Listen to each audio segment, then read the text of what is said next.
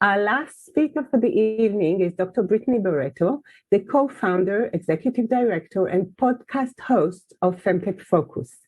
While finishing her PhD in genetics at Baylor College of Medicine, Brittany became the CEO and co-founder of the revolutionary dating app Fairmore. The ambitious venture was the first nationwide DNA-based dating app. She then embarked on a new path into venture capital as the senior venture associate at Capital Factory, launching the fund's Houston branch.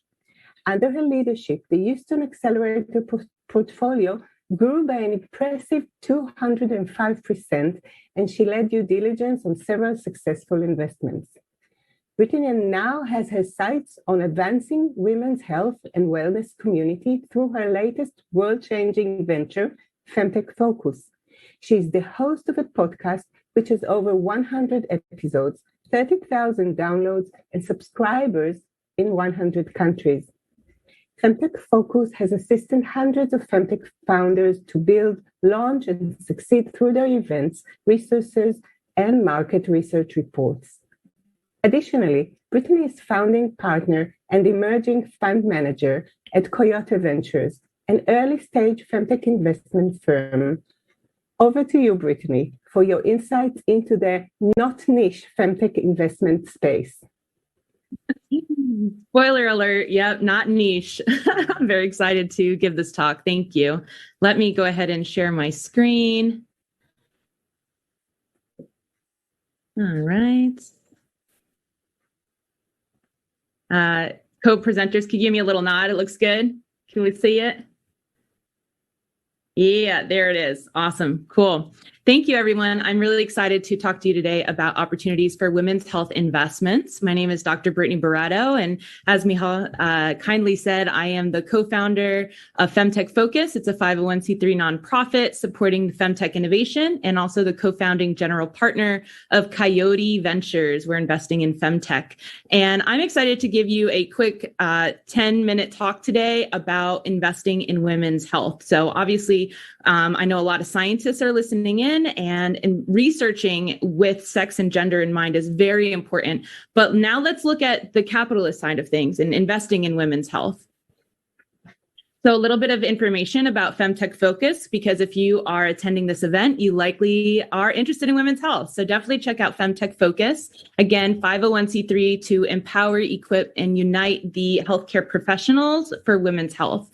We have a podcast. It's the #1 FemTech podcast in the world. Check it out on Spotify or iTunes or wherever you stream your podcasts. We have a virtual community that you can join. Just go to femtechfocus.org and join our virtual community there. We have over 1,000 FemTech founders. We do events on a weekly basis. We have listening parties. We have founder workshops. We also have summits and book club. And we do research. So I'm really excited today. I'll be revealing some of the research we've been doing on the landscape of femtech. What are companies working on? How many exits have happened? What's the value created in femtech? And then there's Coyote Ventures. You can check us out and subscribe at coyote.ventures. We are a $10 million seed stage venture fund investing in women's health and wellness startups. We bring expertise. Myself, my background is in genetics, serial entrepreneur and investor, and Jessica Carr, my co-founder. She is also a biochemist, early employee at Impossible Foods. So we bring that scientific knowledge to our due diligence. We also provide visibility through FemTech Focus's media arm and our network of femtech experts for our founders. So here's the agenda that I'm going to go through today, the next 10 minutes, and I will similarly talk kind of fast because there's just so much juicy data to tell you about.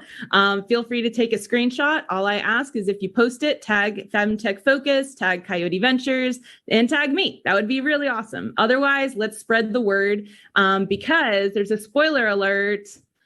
It's not niche. In fact, it's giant. There is so much money in women's health, and there are so many deals in women's health. So yeah, let's spread the word. So first, let's talk about market size. Many people quote Frost & Sullivan $50 billion. We have gone ahead and recalculated this based on 103 conditions that solely, disproportionately, or differently affect women, female, and girls. Within these 103 conditions, you can kind of solidify them into 21 subsections of health, which you can see on the right of my screen here. Added together, it's $1.1 trillion by 2027. That is a lot. That is huge. That is a very, very large market. So please feel free to post this. Women's health total addressable market, $1.1 trillion.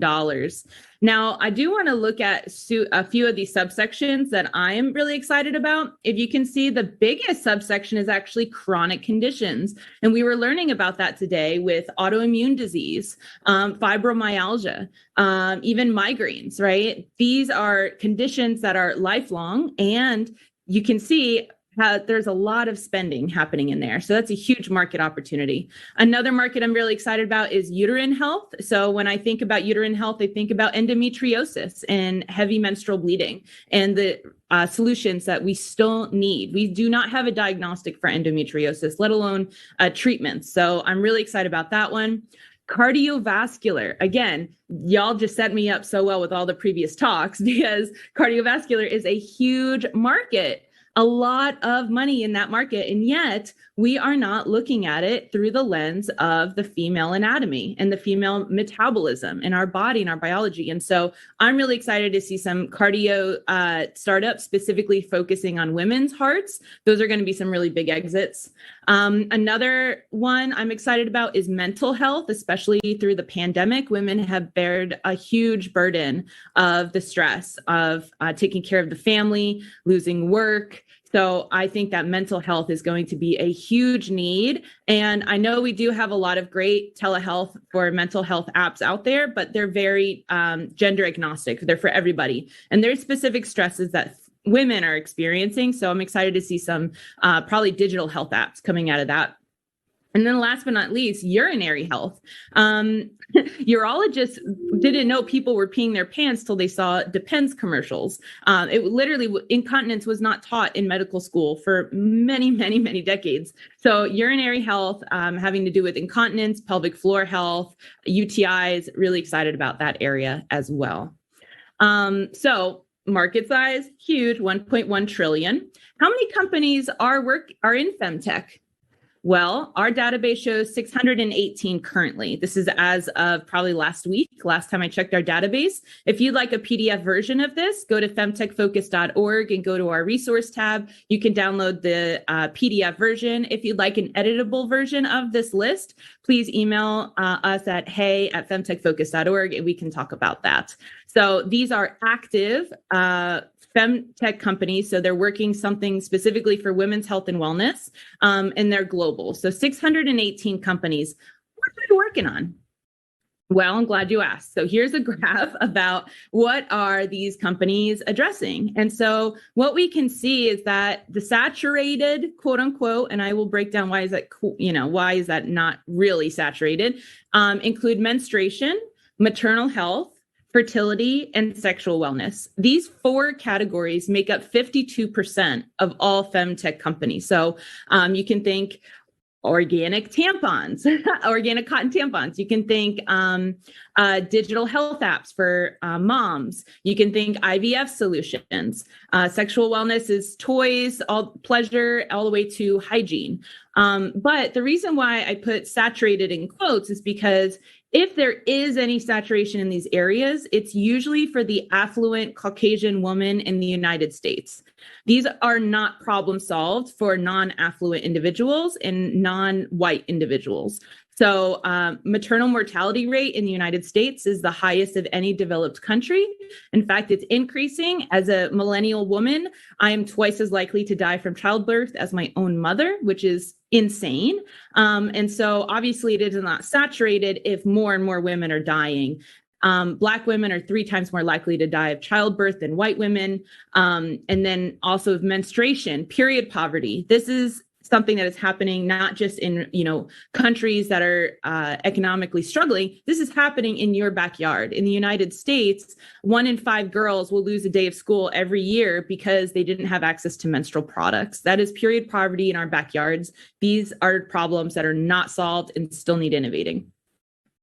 Growth areas where I see more up and coming innovation: menopause, breastfeeding, reproductive health, breast health, urinary health, and contraception. So again, OCON is an example of new forms of contraception coming to market and changing the landscape of maybe, just like how we don't want to eat hormone-filled chicken, maybe now we can imagine a world where women are hormone-free as well and just having our own natural ones.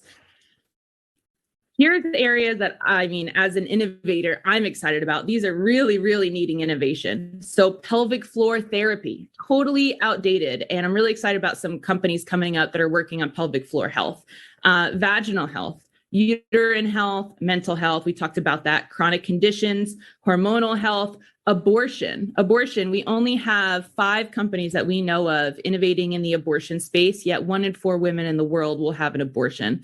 That is huge. Same with cardiovascular. Number 1 killer of women in the United States is heart disease. And yet we know of 3 FemTech companies, women's heart specific companies. So we need a lot of help. Fitness as well. Fitness, you can say, wait, what are you talking about? Well, remember the first talk, literally everything, even down to what are your exercise routines should be, have been based on male metabolisms and their bodies. So even female specific fitness innovation is needed. So the next part I'd like to tell you about is the exits. So as an investor is one of our favorite parts. So what's the likelihood of an exit and a return? Here's some statistics that not a lot of people know about. So many perceive FemTech as niche, emerging, no exits yet. That is not true. We have documented and recorded at least 102 FemTech exits since 1990. It's been $27.6 billion in total value created from these exits.